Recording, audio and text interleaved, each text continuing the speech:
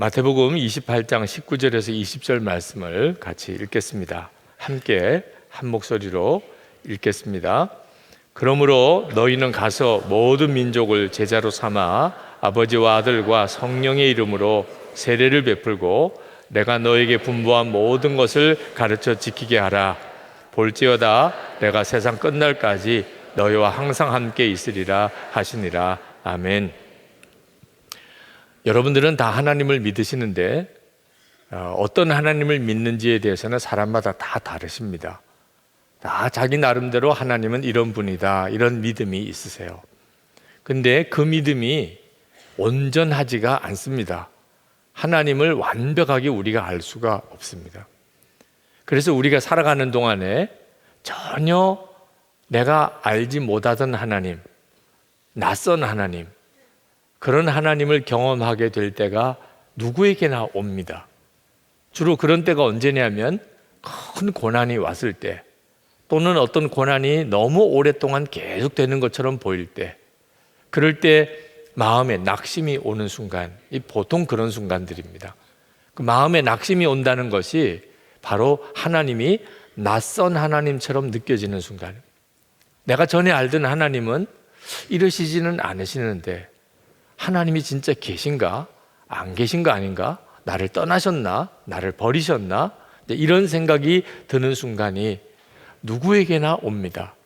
그런데 그런 순간을 통해서 우리가 하나님을 새롭게 발견하게 됩니다. 이런 일은 성경에 수도 없이 많이 있습니다. 아브라함이 100세의 아들을 얻었습니다.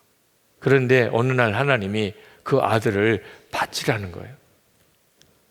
세상에 이런 낯선 하나님이 또 있겠어요? 아니, 주실 때는 언제고 바치라고 하는 것은 무슨 일이죠? 아니, 이렇게 아들을 하나님께 바치는 일은 하나님이 기뻐하지 않는 일이잖아요. 아브라함에게서는 상당한 혼란이 왔을 겁니다. 출애굽하라. 모세에게 이 백성들을 데리고 다 애굽에서 출애굽하라. 그렇게 해서 출애굽을 했는데 가다 보니까 앞에 홍해가 가로막히고 뒤에는 애굽 바로 군대가 쳐들어 들어오고 있는 이런 난감한 상황에 처해졌습니다. 모세가 얼마나 혼란스러웠겠어요. 아니, 하나님이 왜 이러시지? 아니, 도대체 우리를 여기서 죽이려고 하시나? 이런 생각이 들 수 있을 상황 아니겠어요? 모세에게는 굉장히 하나님의 역사가 낯설게 느껴졌죠. 여리고성을 정복하라고 했는데, 아니, 침묵 가운데 성을 그냥 계속 돌기만 하라는 겁니다. 하루에 한 번씩 아무 말도 하지 말고 그냥 성을 돌기만 하라. 여호수아가 좀 혼란에 빠지지 않았겠어요? 아니, 하나님이 진짜 하나님 맞나? 이 말씀이 진짜 하나님 주신 말씀인가? 이런 생각할 만도 하죠. 아주 그동안 여호수아가 알고 있던 하나님이 아닌 하나님처럼 느껴졌습니다. 다윗이 이스라엘 왕으로 기름 부음을 받았는데 왕이 되기는커녕 왕에게 쫓겨서 짐승처럼 굴 속에서 살아야 되는 그런 기가 막힌 도망자의 신세를 그가 살아야 했습니다. 모세가 얼마나 하나님이 이상하게 느껴졌겠어요. 아니, 도대체 하나님이 나에게 기름 부으실 때는 언제고 이렇게 도망 다니게 하는 것은 무슨 까닭인가? 엘리야가 산이 쪼개지는 그런 큰 바람을 경험합니다. 바람이 부는데 산이 쪼개졌어요. 그리고 엄청난 지진이 일어나서 땅이 갈라집니다. 그리고 불이 붙었는데 모든 것을 삼킬 만한 큰 불이 붙었습니다. 그런데 그 가운데서 하나님을 만나지 못합니다. 하나님은 그렇게 엄청난 역사 가운데 나타나실 것 같은데 하나님은 그 가운데서 전혀 나타나지 않으시다가 아주 세미한 음성 가운데, 그래서 제가 설교하는 목소리가 조금 작아요. 아주 세미한 음성 가운데 하나님을 만납니다. 엘리야에게 있어서는 정말 당황스러웠을 거예요. 네. 하나님의 사람들이 다 이처럼 하나님을 아주 낯설게, 자기가 평소에 생각하던 하나님이 전혀 아닌 하나님으로 다들 그렇게 만났습니다. 그리고 하나님을 더 알게 됐어요. 니느웨로 가라고 하신 하나님, 요나에게 있어서는 정말 이상한 하나님. 니느웨는 하나님을 대적하는, 완전히 멸망해야 될 그런 나라인데, 아니 그 니느웨에 가서 회개의 복음을 전하라. 요나는 그냥 도망가 버리고 말았습니다. 이해가 안 되니까 하나님이. 가장 절정은요, 십자가를 지신 주님이십니다. 분명히 하나님의 아들이시고 하나님이신데 십자가에 그렇게 비참하게 죽으시고, 그리고 제자들에게 자기 십자가를 지고 나를 따르라 이렇게 말씀하실 때 제자들은 완전히 혼란에 빠졌습니다. 여러분들도 마찬가지실 겁니다.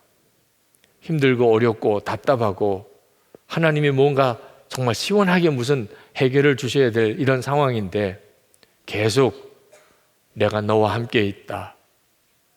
그러면 역사를 해 주시든지 아니면 말씀을 하지 마시든지, 내가 너와 함께 있다.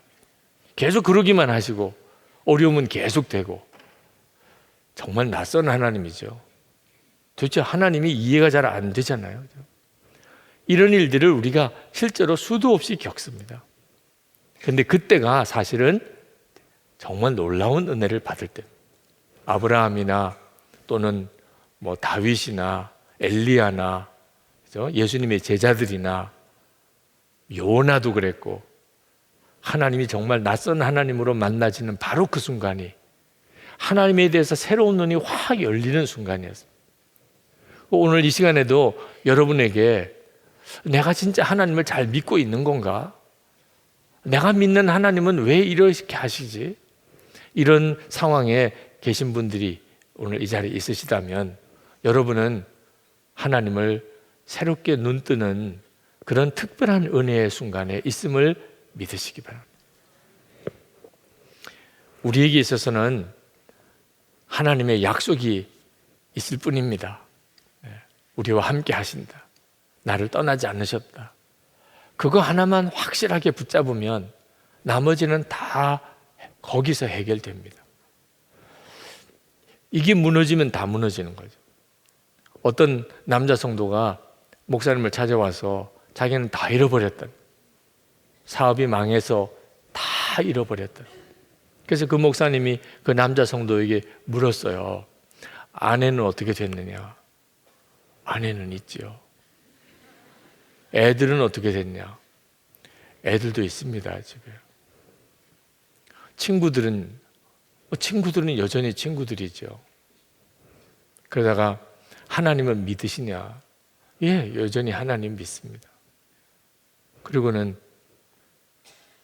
여전히 너무 많네요. 그리고 돌아가셨어요. 굳이 목사님이 뭐 많다고 말할 것도 없었어요. 자기 입으로 아내도 있지요, 자식도 있지요, 친구도 있지요. 무엇보다 하나님이 여전히 함께 계시죠. 그럼 다 있는 거죠. 잃어버린 거는 그냥 돈만 잃어버린 거지. 그런데도 우리는 순간 다 잃어버렸다고 말도 하고 그렇게 생각하게도 된단 말입니다. 그러니까 삶의 어려운 순간이 오면 정신 똑바로 차려야 합니다. 진짜 붙잡을 걸 붙잡으셔야 돼요. 예수님께서 마지막으로 제자들에게 모든 족속으로 가서 그들을 제자 삼으라고 그렇게 명령하셨는데, 이 명령은 제자들에게 불가능한 것입니다. 그 제자들이 그 당시에 어떻게 전 세계 모든 민족에게 가서 그들을 제자 삼겠습니까? 예수님께서 그 말도 안 되는 명령을 주시면서 약속을 하나 주셨습니다.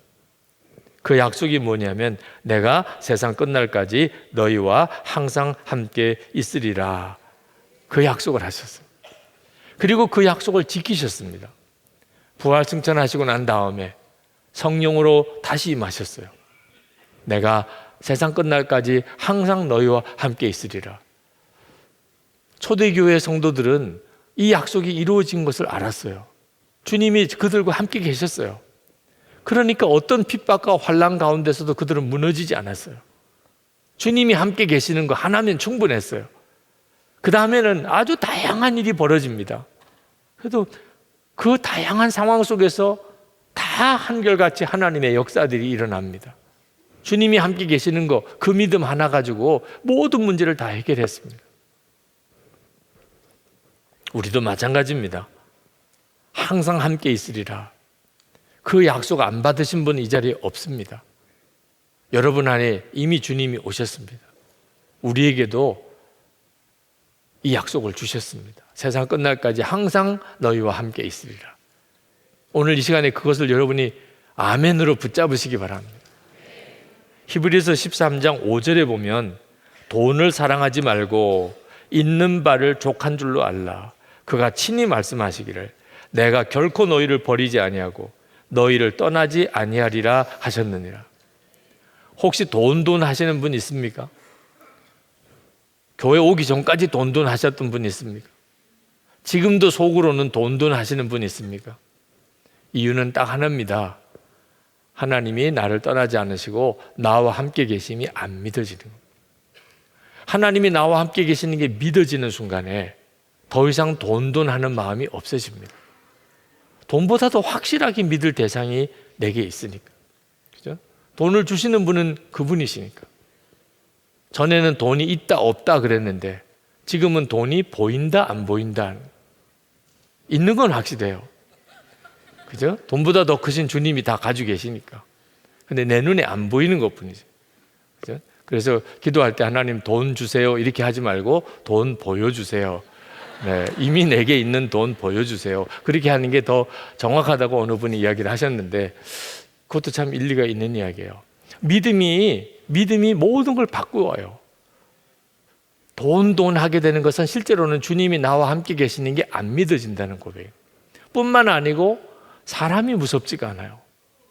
주님이 나와 함께 계시는 게 믿어지는 사람과 아닌 사람의 차이는 사람을 무서워하느냐 하는 데 달려 있습니다.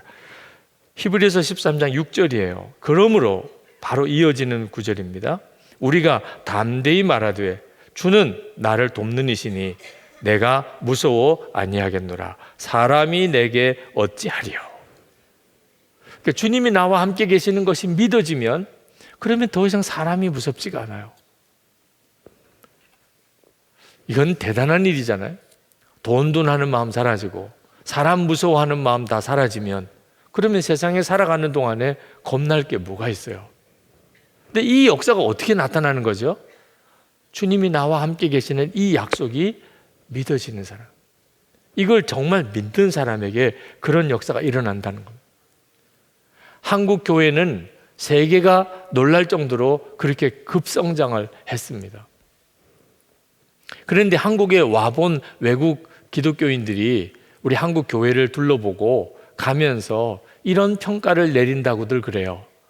한국 교회 성도들의 하나님을 향한 열심은 정말 대단하구나. 새벽에 나와 기도하는 거 보고 다들 놀래요. 어떻게 이럴 수가 있나. 금요일 저녁에 이렇게 와서 집회를 하는 것도 보면 아마 전 세계에 유례가 없을 거예요.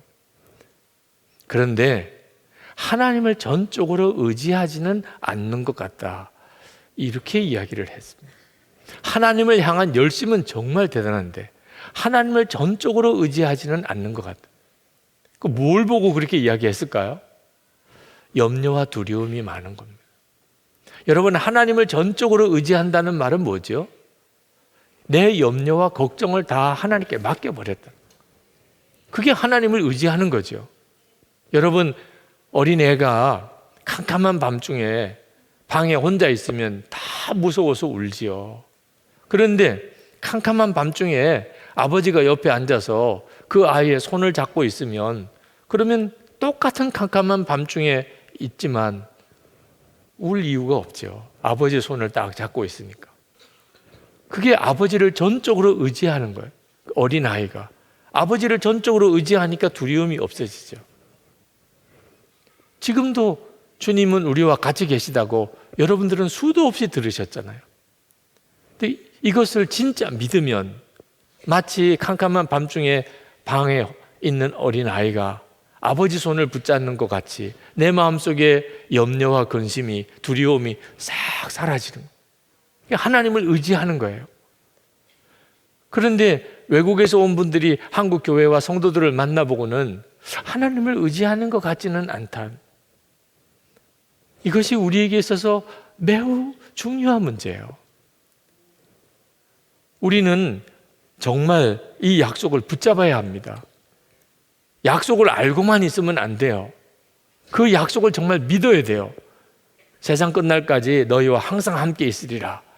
그랬으면 우리가 믿어야 하는 거예요. 그 약속 자체도 엄청난 약속입니다.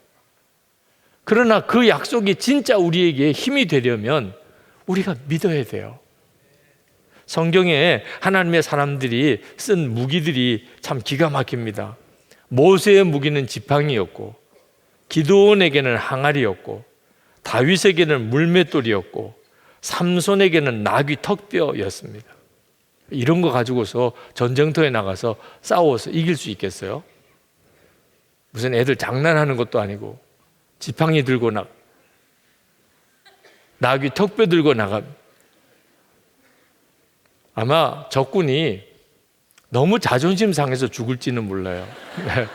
그걸 보고 너무 자존심 상해서 오히려 죽을지 모르겠지만 사실은 말이 안 되는 그걸 어떻게 무기라고 할 수 있어요.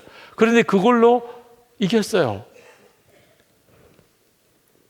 사실은 하나님이 함께 하신 거죠.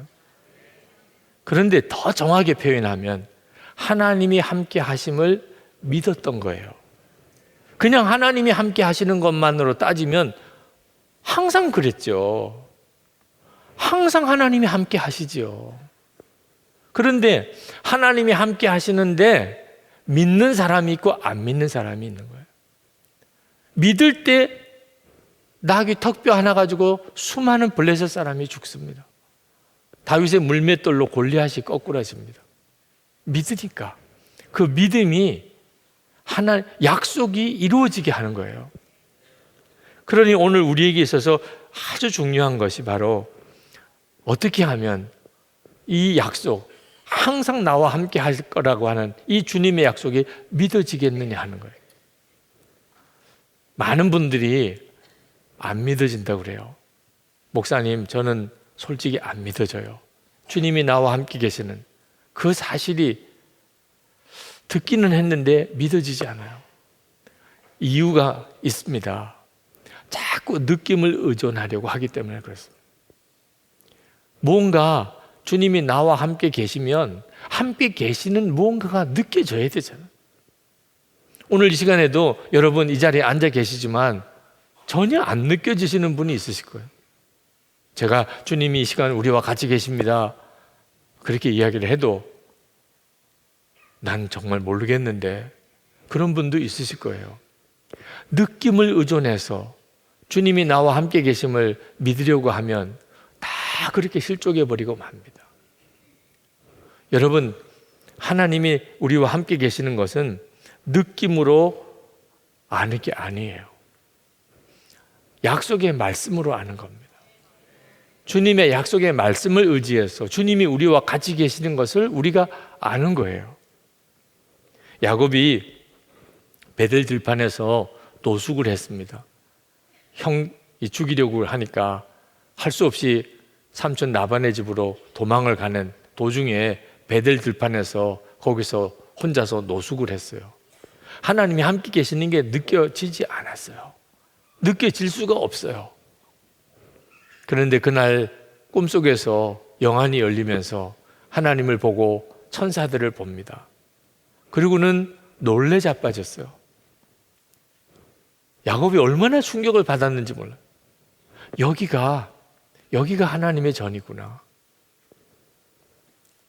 여러분들 중에 지금 현재 꼭 야곱과 같은 베델 들판에서 노숙하는 야곱과 같은 심정이신 분이 혹 있으시다면 난 진짜 너무 비참해. 난 사람 주변에 아무도 없어. 정말 노숙인이죠, 노숙인. 어느 다리 밑에 가서 오늘도 어디서 자야 되나. 혹시 그런 분이 있다 하더라도 야곱을 기억하셔야 돼요. 야곱은 베델 들판에서 꿈도 꾸지 못했어요. 상상하지도 못했어요. 거기가 하나님의 전일 줄을. 그런데 그렇게 됐잖아요. 그러니까 느낌에 의존해서 판단하는 거 아닙니다. 엘리사의 종이 도단성에서 아람 군대가 쳐들어 들어왔을 때 그는 죽는 줄 알았어요. 왜? 아람 군사들밖에 안 보이니까. 성을 둘러싸고 있는. 느낌에 의존하면 그렇게 돼요. 근데 엘리사가 전혀 요동하지 않고 엘리사가 말하기를 두려워하지 말아라. 우리와 함께한 자가 그들과 함께한 자보다 많으니라. 그러면서 기도했어요. 여호와여 원하건대 그의 눈을 열어서 보게 하옵소서. 눈이 뜨여서 불말과 불병거가 엘리사를 둘러싸고 있는 것을 보고 온 두려움이 싹 사라졌어요. 이 일이 엘리사의 종이나 또는 야곱이나 그렇게만 있는 게 아닙니다. 우리들이 실제로 그와 같은 상태에 있어요. 그러니까 느낌, 이것 가지고 주님이 나와 함께 계시다 안 계시다 이렇게 판단하면 안 되는 거구나. 여러분이 분명히 알아야 됩니다. 말씀을 붙잡으셔야 돼요. 주님의 말씀에 분명하게 우리에게 약속하셨어요. 요한복음 14장 16절 17절에 보면 내가 아버지께 구하겠으니 그가 또 다른 보혜사를 너희에게 주사 영원토록 너희와 함께 있게 하리니 그는 진리의 영이라 세상은 능히 그를 받지 못하나니 이는 그를 보지도 못하고 알지도 못함이라. 그러나 너희는 그를 아나니 그는 너희와 함께 거하시며 또 너희 속에 계시겠습니다. 이 말씀은 성령을 받은 모든 사람에게 주신 말씀입니다. 그래서 이 말씀을 보고 주님이 나와 같이 계시구나. 언제나 같이 계시구나. 항상 나와 같이 계시구나. 그걸 확실하게 아는 거예요. 느낌은 전혀 그런 느낌이 안 들지만 말씀을 보니까 주님은 내 안에 계시구나 하는 걸 확실하게 아는 거예요. 어떤 분들은 그런 이야기를 해요. 예수님 그때 내가 살았으면 얼마나 좋았을까. 예수님을 직접 만났겠죠. 사도 바울이 막 기적과 같은 역사를 행할 때 그때 있었으면 얼마나 내가 분명한 믿음을 가질 수 있었을까. 아마 그랬겠죠. 다락방에 성령이 임할 때 그때 그 120문도와 함께 내가 있었다면 그러면 성경에 121명이라고 썼겠죠. 네. 성령의 역사가 막 임할 때 그때 함께 있었다면 얼마나 참 놀라웠겠어요. 그런 생각 할 만하지요. 근데 여러분 사실 그 다 헛된 생각들입니다. 왜냐하면 지금 주님이 내 안에 계시거든요. 지금 내 안에 계셔요. 굳이 예수님 당시 때로 돌아갈 것도 없고 오순절 마가다락방에 갈 이유도 없고 사도 바울과 함께 같이 거기 있을 이유도 없어요. 지금 주님은 내 안에 계신 거요. 이것이 모든 성도가 가지고 있는 체험이라니까요. 말씀을 보니까 확실하게 알겠잖아요. 요한복음 고린도후서 13장 5절에 예수 그리스도께서 너희 안에 계신 줄을 너희가 스스로 알지 못하느냐. 갈라디아서 2장 10절에 이제는 내가 사는 것이 아니요 오직 내 안에 그리스도께서 사시는 것이라. 이 정도쯤 말씀이 계속 나오면 이제는 붙잡으셔야죠. 말씀에 의지해서 주님은 지금도 나와 함께 계신다. 조금 전까지 유 목사가 뻥을 치는 거야. 주님이 우리와 같이 계신다고 그랬는데 말씀을 보고 확신을 갖는 거예요. 두세 사람이 내 이름으로 모인 곳에 나도 그들 중에 있으리라. 말씀을 믿으니까 지금이 주님이 우리와 같이 계신 것을 믿는 거예요. 지금 여러분에게 주님이 역사하신다는 것을 믿는 거예요. 우리가 계속 믿음으로 고백하고 믿음으로 선포하는 일이 있어야 비로소 우리와 함께 하시겠다는 이 약속이 우리에게 능력이 됩니다. 외국인 노동자 사역을 하시던 어떤 분이 이분은 이 퍼주는 은사가 있으신 분이더라고요. 하여튼 뭐든지 있으면 그 외국인 노동자들에게 다 퍼줘요. 참 그것도 귀한 일이긴 한데 가정생활에는 문제가 많이 생길 수밖에 없죠. 자녀가 넷인데 어느 날 보니까 자기 집에 먹을 게 없어요. 다 남 퍼주느라고 정작 그 내 아이 해줄 밥이 없는 거예요. 탄식이 나오더래요. 하나님, 주님 기뻐하는 뜻대로 하려고 그렇게 살았는데 왜 이렇게 우리가 비참해져야 하나요? 이제 이런 탄식이 나오더래요. 내가 이게 좀 절제를 해야 되나? 주님이 정말 나에게 정말 원하는 게 뭔가? 이런 고민들이 막 생기면서 마음이 방황이 되는데 인도네시아에 있는 이용규 선교사님이 쓰신 내려놓음이라는 책을 보셨대요. 그 보고 은혜를 많이 받았답니다. 근데 어느 날 이용규 선교사님이 어느 지방에서 집회를 하신다는 이야기를 듣고 이분이 찾아갔어요. 집회가 끝나고 잠깐 좀 이야기를 나눌 수 있겠나요? 그래서 허락을 받고 그러면서 당신의 책을 읽어보니까 그렇게 주님과 함께 동행하는 그런 것을 느낄 수 있겠는데 왜 나는 그걸 못 느끼느냐? 때때로 하나님 너무 원망스럽고 주님의 역사를 잘 모르겠고 그런데 왜 그러냐? 이런 질문을 이제 그분에게 하려고 간 거죠.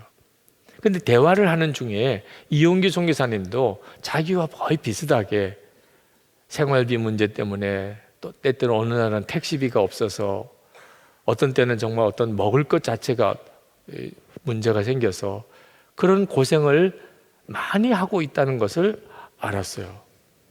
그냥 모든 게 기적적으로 다 갖춰지는 게 아니더래요. 고생했던 이야기, 때때로 난감했던 삶, 이런 일들을 이야기하시는데 자기나 이용규 선교사님이나 뭐 별 큰 차이가 없더래요. 어렵게 살기는. 그런데 분위기는 완전히 달라요. 만나서 이야기를 해보는데 이용규 선교사님의 마음에는 그렇게 편안하고 기쁨이 있어요. 이야기 들어보면 사는 형편이 그렇게 꼭 넉넉한 건 아닌 것 같은데 이게 무슨 차이가 있나 하고 가만히 보았더니 자기는 계속 없는 것만 묵상하고 이용규 선교사님은 늘 함께 계시는 주님을 묵상하더라는 그 차이가 이런 차이를 가져오는구나. 그런 글을 쓰셨어요. 제가 그 글을 읽고 참 귀하다고 생각했어요. 여러분, 말씀을 주셨으면 그러면 그 말씀을 붙잡는 사람만 그 말씀에 인한 하나님의 역사를 경험합니다. 말씀을 아는 것으로 끝나면 안 돼요. 말씀하셨으니 말씀을 믿어야죠. 주의 이름으로 모인 자들 가운데 주님이 같이 계시다고 말씀하셨으면 지금 같이 계신 거죠. 그죠? 보혜사 성령을 보내주셨으면 세상은 보지 못해도 우리는 주님을 볼 것이라 그럼 믿어야죠. 주님은 항상 떠나지 않는다. 내게 있어서 때때로 하나님은 낯선 하나님처럼 느껴지고 혼란스럽기도 하고 그렇지만 말씀을 붙잡아야죠. 하나님은 절대로 나를 떠나지 않으셨다. 이 약속을 믿는 것이 첫 번째고 그리고 그 약속을 믿었다면 그 다음에는 순종의 걸음을 내디뎌야 합니다. 바벨론에 잡혀갔던 다니엘과 세 친구, 어려서부터 많이 듣던 이야기죠. 다니엘과 세 친구 이야기. 다니엘은 사자굴 속에 들어가고 그 세 친구 사드락, 메삭, 아벳느고는 풀무불 속에 던짐을 받죠. 그 신상에게 절하지 않는다는 것 때문에. 그리고 하나님에게 기도하고 예배했던 죄 때문에 그렇게 사자굴에도 풀무불 속에도 들어갑니다. 그들이 다니엘과 그 세 친구가 바벨론에 끌려갔을 때 그들의 형편은요, 하나님은 안 계신 것 같은 형편이에요. 하나님이 계시면 어떻게 그런 일이 있을 수 있겠어요? 성전은 다 무너졌지요. 하나님의 백성들은 우상 숭배하는 바벨론의 포로로 끌려갔죠. 하나님이 계시면 어떻게 이런 일이 있을 수 있어요? 이런 상황이었습니다. 그런데 그들이 어디서 하나님을 만났죠? 풀무불 속에서 만났어요. 풀무불 시험까지 오는 겁니다. 하나님은 전혀 안 계신 것 같아요. 우리를 완전히 버리신 것 같아요. 그런데 신상을 만들어 놓고 거기다가 절하지 않으면 풀무불에 내 던진다는 거예요. 사드락, 메삭, 아벳느고가 하나님이 전혀 계시지 않는 그 바벨론 그 도성에서 이 말할 수 없이 더한 시험을 당하는 겁니다. 만약에 그들이 풀무불이 무서워서 도망을 치려고 했다면 할 수 있었겠죠. 그럼 절하면 되니까. 그럼 풀무불에는 들어가지 않잖아요. 근데 그들이 비록 지금 하나님이 안 계신 것 같고 하나님이 우리를 다 버리신 것 같고 그런 기가 막힌 처지에 있지만 그래도 그들은 어려서부터 배웠던 게 하나님 외에는 절대로 절하지 말라고 그랬어요. 그래서 그들은 왕에게 말합니다. 하나님이 능히 우리를 풀무불 속에서 우리를 건져내실 수 있는 하나님이시다. 그렇게 신앙 고백해요. 그런데 그런 고백을 하다가 보니까 무슨 생각이 들었어요? 지금 자기가 그렇게 말할 처지가 아닌 것 같아요. 왜? 예루살렘 성전 다 무너지고 하나님의 백성도 지금 다 붙잡혀서 바벨론에 와 있는데 무슨 하나님이 풀무불 속에서 우리를 건지신다고 이렇게 담대히 말할 수 있나? 안 하실 수도 있잖아. 지금까지 보니까 일관되게 하나님이 안 하셨어요. 아무것도 안 하셨어요. 그러니까 풀무불 속에서 자기들이 그냥 죽을 수도 있는 경우인데 가능성이 훨씬 커요. 그냥 풀무불 속에서 죽어버리는. 근데 그들이 그렇게 고백합니다. 그리 아니하실지라도, 우리를 풀무불 속에서 건지지 아니하실지라도 우리는 신상에 절할 수 없습니다. 그래서 그 느부갓네살 왕이 그 세 사람을 풀무불 속에 집어 던지라. 얼마나 불이 세게 불타는지 던지던 사람이 죽었다 그랬어요. 그래서 불 속에 던짐을 받았습니다. 그런데 깜짝 놀랄 일이 벌어져요. 그 풀무불 속에서 또 한 사람이 있는 거예요. 사람들이 보니까 네 사람이 불 속에 있는 거예요. 네 사람. 하나님의 천사가 그들과 함께 하셨잖아요. 만약에 그들이 풀무불에 들어가는 게 무서워서 신상에 절했으면 그들은 하나님을 만나지 못했을 거예요. 살아계신 하나님을 전혀 알 수 없었을 거예요. 그런데 정말 겨자씨 같은 믿음이지만 그 믿음으로 살아보려고 한 걸음을 내디디니까 들어간 데가 풀무불인데 거기서 살아계신 하나님을 만나요. 다니엘은 사자굴 속에서 하나님을 만납니다. 항상 함께 하시는 하나님은 언제 어떻게 만나는 거죠? 약속을 진짜 믿으니까 순종을 하게 되는 거예요. 하나님의 말씀대로 순종의 걸음을 내디디니까 살아계신 하나님을 만나는 거예요. 물 위를 걸었던 베드로가 믿고 발걸음을 내디디니까 그러니까 그는 물 위를 걷는 체험을 하게 된 거죠. 근데 순종하지 않고 발걸음을 내디디지 않았던 다른 제자들은 그냥 구경만 한 거예요. 그리고 또 하나 중요한 것은 항상 함께 하시겠다는 하나님의 이 약속은 혼자서만 간직하는 게 아니고 함께 붙잡아야 되는 거예요.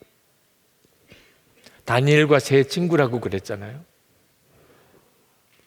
그러니까 네 사람이지만 그들은 믿음의 동지들이었습니다.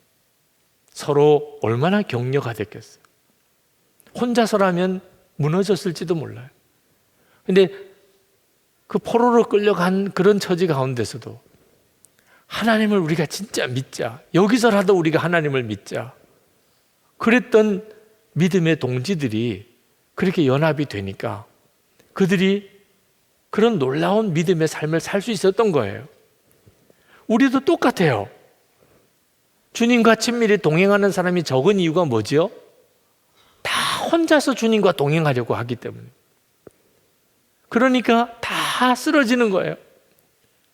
우리가 진짜 주님과 동행하려면, 함께 계시는 주님을 진짜 우리가 알고 체험하려면 그 간절한 마음을 가지고 있는 사람들끼리 손을 붙잡아야 됩니다. 여러분 주변에 반드시 그런 갈망이 있는 사람이 있어요. 없으면 있게 만드세요. 주님과 동행하자고.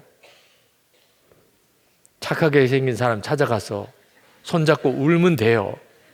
우리 주님과 동행하자고. 우리 같이 예수 동행 일기 같이 쓰면서 정말 주님과 동행하는 그런 믿음의 삶을 살아봅시다.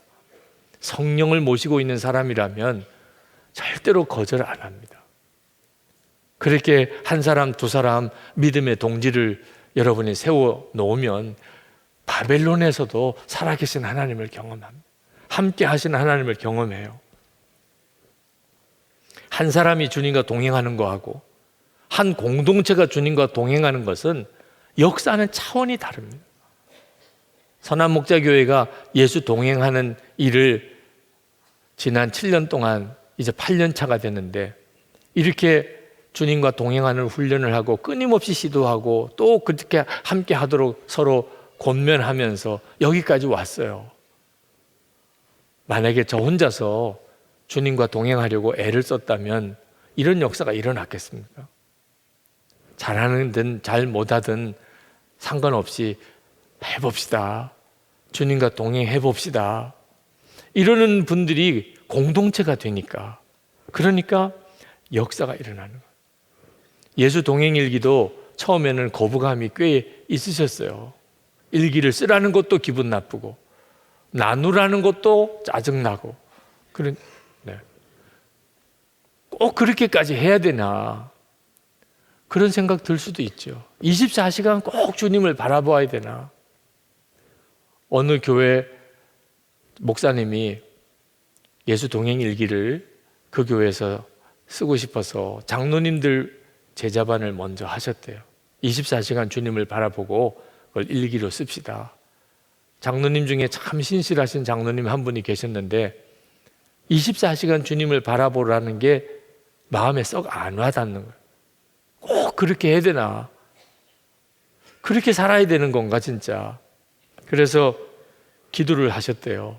하나님, 꼭 24시간 주님을 바라봐야 되는 겁니까? 그랬더니 바라보아야 된다고 그랬어요.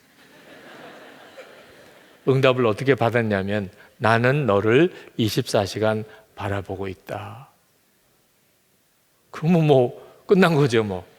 주님, 꼭 주님 24시간 바라봐야 되나요? 나는 너를 24시간 바라보고 있다. 그래서 그 장로님이 마음을 확 바꾸시고 그렇게 예수 동행 일기 쓰는 사역에, 목사님에게 힘이 되어 주셨다고 하는 이야기를 들었어요. 여러분, 예수 동행 일기 처음에 쉽지 않았지만 그래도 이렇게 함께 쓰는 것 때문에 지금 이런 역사가 일어난 겁니다.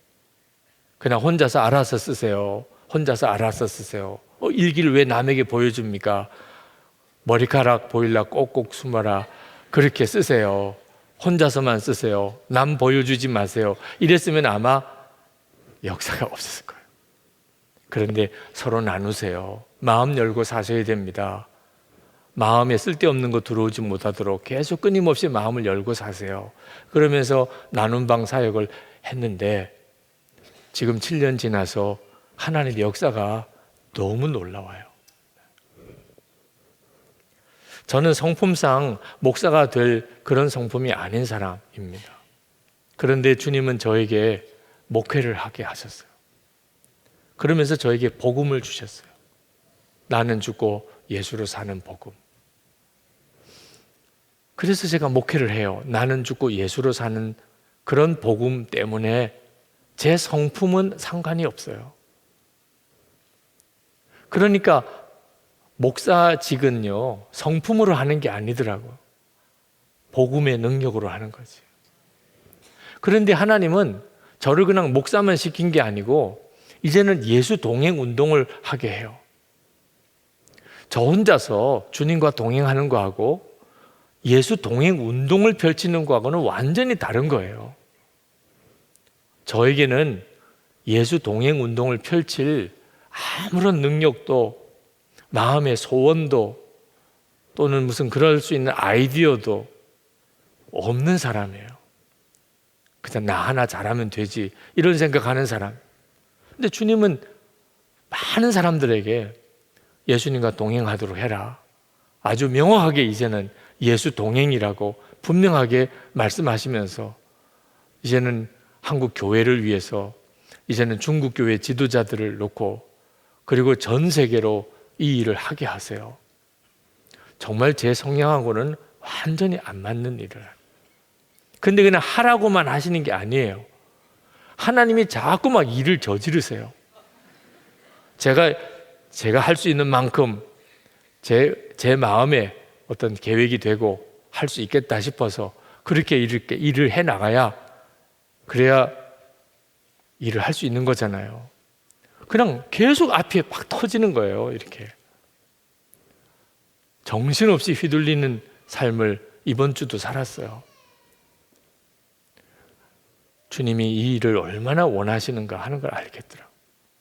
예수님과 동행하는 것이, 주님이 우리와 함께 계시다는 걸 진짜 믿는 것이 지금 우리 한국 교회에 얼마나 필요한지, 한국 교회 성도들에게 무엇보다도 필요한 것은 주님이 항상 함께 계신다는 것을 진짜 믿는 거예요. 한국 교회만 아니에요. 중국 교회도 그게 필요해요. 전 세계 모든 교회가 그래요. 유럽 지방에서 오신 목사님들하고 이야기를 나눴는데 유럽도 그래요. 유럽도 함께 계신 주님과 동행하는 것이, 눈이 뜨이는 일이 세계 어디나 필요해요. 여러분 중에 이 일을 위해서 나도 기도했으면 좋겠다, 나도 주님과 동행하는 삶을 살고, 그리고 다른 사람들도, 다른 교회도, 한국 교회도, 전 세계 교회도 예수님과 동행하는 일을 위해서 내가 살면 좋겠다, 그런 분들이 계시면 사양 안 하겠습니다. 정말 같이 갔으면 좋겠어요. 그리고 그 일이 여러분 자신이 주님과 동행하는 가장 확실한 방법 같아요. 주님이 약속하신 말씀, 너희와 항상 함께 있으리라. 오늘 이 밤에는 그 말씀을 붙잡고 우리가 하나님께 매달려 기도하겠습니다. 그 말씀이 내 말씀으로 믿어지고, 지금도 주님이 나와 함께 계시는 게 믿어지고, 그러면 여러분들의 문제는 완전히 다 달라져 버립니다. 하나님이 여러분을 향하여 계획하신 일들이 놀라우게 일어나게 되기를 원합니다. 하나님은 그 일을 오늘 밤에 하실 것입니다.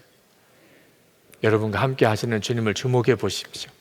우리 시간 같이 찬양을 드리겠는데, 내가 어둠 속에서 헤맬 때에도 주님은 함께 계셔. 좀 템포가 빠른 찬양인데 정말 그 믿음의 확신을 가지고 우리가 한번 뜨겁게 같이 부르시면 좋겠습니다.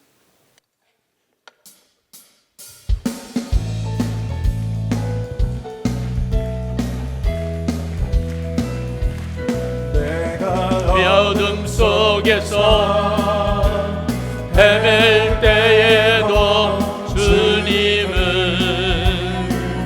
함께 계셔. 내가 시험 당하여 괴로울 때도 주님은 함께 계셔. 찬양하네 할렐루야 할렐루야 할렐루야 할렐루야. 우리 모두 찬양 할렐루야 할렐루야. 주님 나와 함께 계시네. 아멘 아멘. 내가 은밀한 곳에서 기도할 때도 주님은 함께 계셔. 아멘 아멘. 내가 아무도 모르게 선한 일 할 때도 주님은 함께 계셔. 기뻐 찬양하네 할렐루야 할렐루야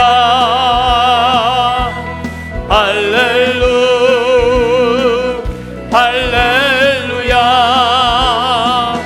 우리 모두 찬양 할렐루야 할렐루야.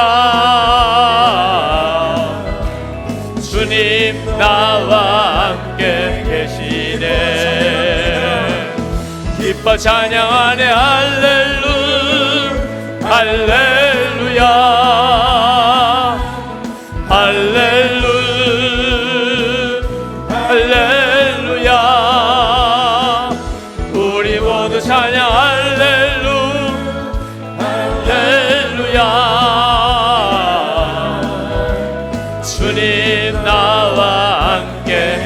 하시네.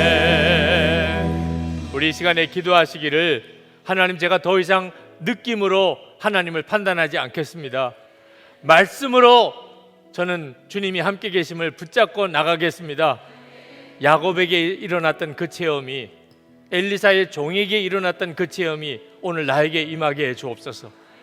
하나님이 전혀 계시지 않은 것 같은 이 느낌 속에 말씀이 성취되는 역사를 오늘 이 밤에 주옵소서. 우리 주여 부르짖고 기도하겠습니다. 주여! 할렐루야. 누가 놀라우신 하나님의 은혜를 감사합니다. 찬양합니다. 하나님의 은혜, 놀라운 하나님의 역사, 하나님 찬양하고 또 찬양합니다. 아버지, 더 이상 믿음으로 하나님 주님 앞에 담대히 나가는 삶 놓치지 않겠습니다. 느낌 부존하여 살지 않겠습니다. 하나님 느껴진다 안 난다 말하지 않겠습니다. 이제는 주의 약속의 말씀을 붙잡고 나아갑니다. 언제나 함께 하신다고 말씀하신 그대를 믿고 나아갑니다. 하나님, 우리 안에 계시는 주님이라고 말씀하셨으니 믿고 나아갑니다. 너희 안에 계신 그리스도라고 말씀하셨으니 아멘 하며 나아갑니다. 하나님, 세상은 보지 못하나 우리는 주님을 보게 하시는 줄 믿습니다. 오늘 이 시간에 이 밤에 사모하는 발급한 모든 이들 가운데 하나님 그리하여 주시기를 원합니다. 하나님 그리하여 주시기 원합니다. 하나님 그리하여 주시기 원합니다. 오직 믿음을 나가게 하시고 하나님 역사를 도와여 주시고 하나님의 역사를, 하나님의 놀라운 은혜를 도와여 주시기 원합니다. 끝을 은혜를 도와여 주시기 원합니다. 하나님 끝을 은혜를 도와여 주시기 원합니다. 놀라우신 주시고 그 놀라운 하나님의 인자와 사랑에 깊이 드리며 나아가는 이 시간 될 수 있도록 할렐루야. 주님 찬양합니다. 역사하소서. 주님 나와 함께 하시네. 이 시간에는 겨자씨 같은 믿음이라도 주님, 제가 이제는 믿음을 쓰겠습니다. 주님, 그리 아니하실지라도, 이런 상태밖에 안 된다 하더라도 주님, 그래도 그 믿음을 쓰겠습니다. 작은 믿음으로라도 순종하여 함께 하시는 하나님을 체험하게 해 주시옵소서. 작은 믿음을 사용할 때 주님 역사해 주시옵소서. 우리 주여 부르짖고 기도하겠습니다. 주여! 놀라운 하나님의 은혜를, 우리가 오직 주 예수 하나님의 놀라운 은혜로 함께하여 주시고 하나님의 충만함으로 우리를 채워주시기를 원합니다. 오늘도 하나님 주님 앞에 나와 기도하는 사랑하는 성도들, 하나님 그 마음의 간절함과 갈망 위에 주님 같이 하시기 원합니다. 지금도 함께 계시고 역사하시는 주님, 하나님 우리가 온전한 믿음으로 믿음의 순종의 걸음을 내딛고 우리 순종하여 또 한 걸음 내딛고 하나님, 겨자씨 같은 믿음이지만 믿음을 사용합니다. 하나님, 지금도 함께 계시는 하나님, 지금도 역사하신 하나님 만나게 해 주옵소서. 붉은 속에서도 만나게 하소서. 한약골 속에서도 만나게 하소서. 하나님, 주님 살아계신 주님, 바다 위에 걸으면서도 주님을 만나게 하소서. 하나님의 역사하신 바다를 나오는 은혜를 주님 충만하게 충만하게 충만하게 충만하게 주여 충만하게 충만하게 충만하게 충만하게 부어주시기 원합니다. 놀라우신 하나님, 놀라우신 하나님, 놀라우신 주님, 은혜를 도와여 주시기 원합니다. 하나님 역사를 도와여 주시기 원합니다. 하나님의 충만함으로 도와여 주시기 원합니다. 하나님의 충만함으로 역사해 주시기 원합니다. 나의 주, 나의 하나님, 나의 주, 나의 하나님 들어주시기를 원합니다. 하나님, 안수기도 받기 원하는 분들은 내려오셔서 받으시기 바랍니다. 목사님들이 여러분들을 위해서 기도해 주실 겁니다. 혹시 강단에 올라와서 기도하실 분들은 오늘 이 밤에 정말 함께 하시는 주님이 여러분의 마음에 믿어지는 강력한 하나님의 역사를 경험하게 될 줄 믿습니다. 이제 마지막으로 기도할 때 항상 함께 하시는 하나님, 그 믿음을 함께 공유할 수 있는 그런 믿음의 동지를 주시옵소서. 속회에서, 선교회에서, 우리의 모든 모임에서 우리가 함께 하시는 그 주님을 동일하게 경험하고 그 주님과 계속 동행하는 삶을 살기 위하여 우리가 연합하기를 원합니다. 우리가 함께 가기를 원합니다. 하나님이 함께 하시고 역사하심을 우리 모두가 다 경험하게 되기를 원합니다. 하나님, 그 믿음의 동지를 주소서.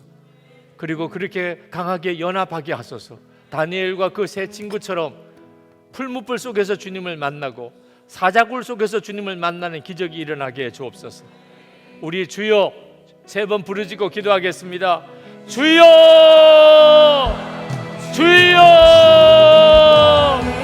주여. 할렐루야, 할렐루야, 할렐루야. 놀라우신 하나님의 은혜를 하나님 도와여 주시기를 원합니다. 하나님 사랑하는 성도들이 진정으로 믿음의 연합한 자가 되기를 원합니다. 하나님 진정한 믿음의 동물들이 되기를 원합니다.